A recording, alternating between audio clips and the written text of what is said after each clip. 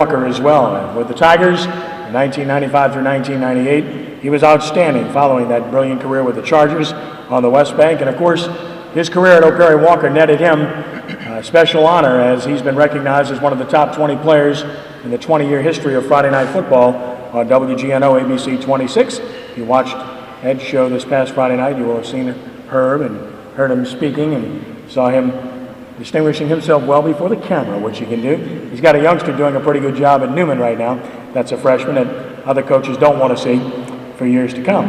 LSU, of course, had a gigantic win over Oregon, 40-27 this past Saturday night, and the Tigers will play their first home game against Northwestern State on Saturday night. Here to talk about LSU, please give a warm welcome from the Quarterback Club to Herb Tyler. Herb?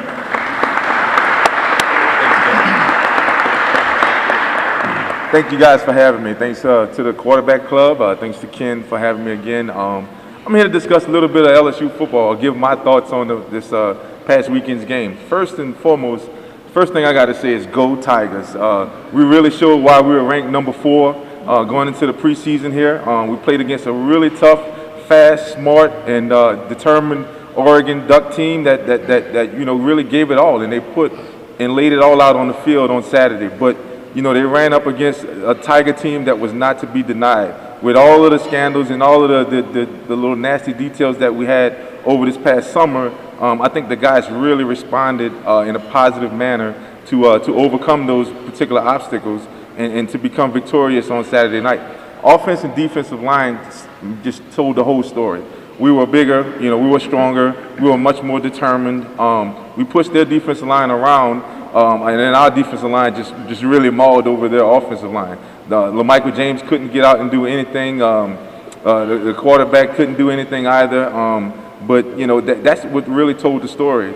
Our offense and our defensive line and winning the game up front. Our backs, as far as our defense is concerned, outstanding. Everybody knows Tyrann Mathieu. Everybody will also continue to get to know him more and more as he makes more and more plays on special teams and on defense. But not only Tyrann, you got Reed back there, you got Taylor back there. All these guys are doing an outstanding job, and they're playing great collectively as a unit.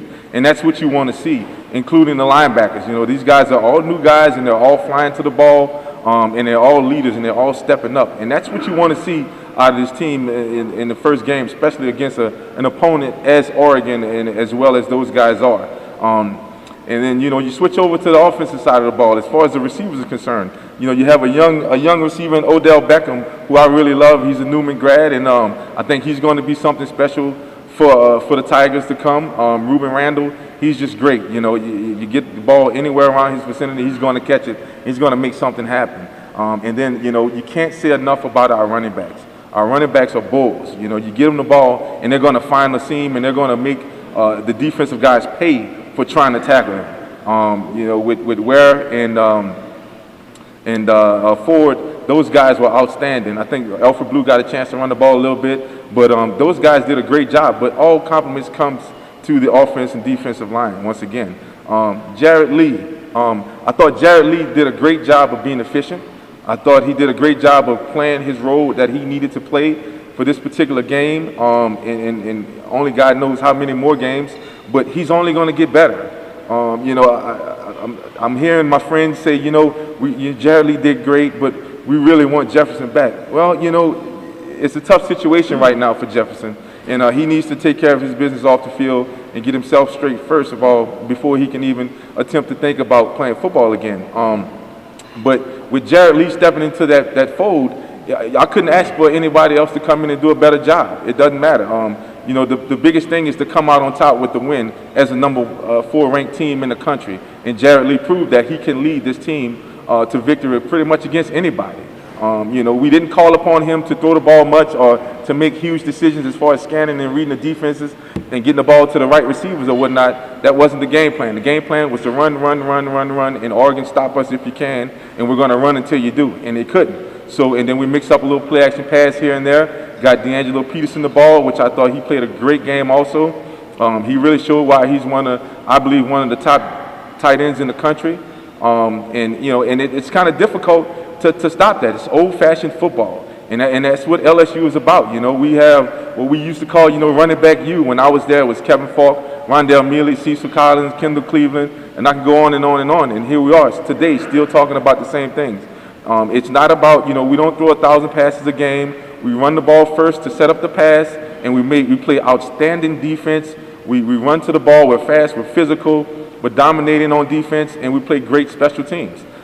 We struggled a little bit with our field goal kicking or whatnot, but we'll get better there. But as a whole, I think the LSU Tigers really proved that they're worthy of their number 4 ranking and even more in recent weeks to come.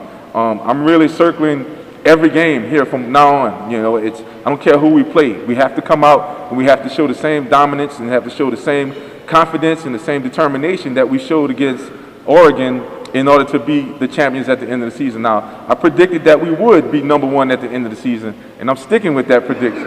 And I got some guys who are really going against me right now that are really good friends of mine. And I won't mention their names, but they're going to find out soon. Week in and week out, they're going to see who's really number 1. And I'm just so proud of my alma mater and those guys and what they're doing there. Coach Les Miles, you can't say enough about him. He's gone through any and everything a head coach can go through, and he's always come out of it standing tall with his head up. And his guys have always responded to him and to whatever adversity that's come to those guys.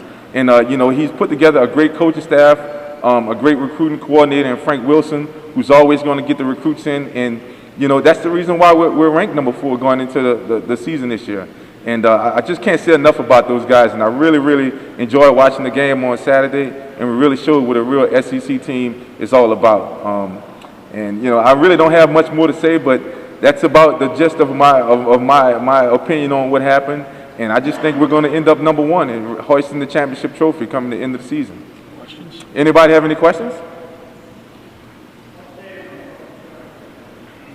Update? Shepard, yeah. I'm not quite sure exactly how long he's going to be out yet. We're not quite sure. Nobody knows that. I really don't know. That should hopefully come out sometime this week or next week. The time frame on his length of his suspension, but the allegations or whatever he's involved in, I'm not sure. I can't assume what that is. Yes, sir.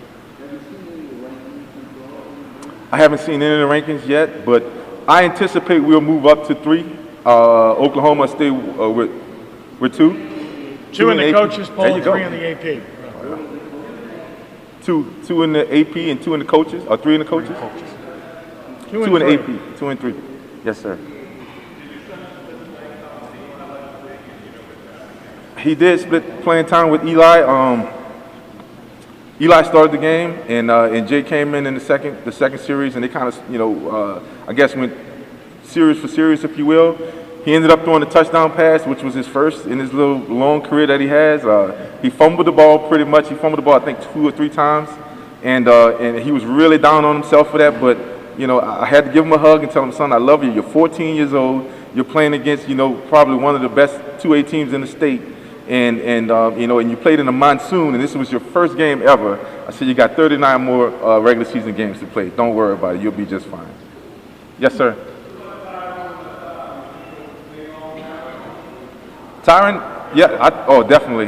If he continues to play at this caliber that he's playing now, he definitely will be All-American. He'll definitely be on a trophy list coming up at the end of the season. I definitely agree with that. Any other questions? All right, thanks, guys. I appreciate the Quarterback Club for having me. Thank you.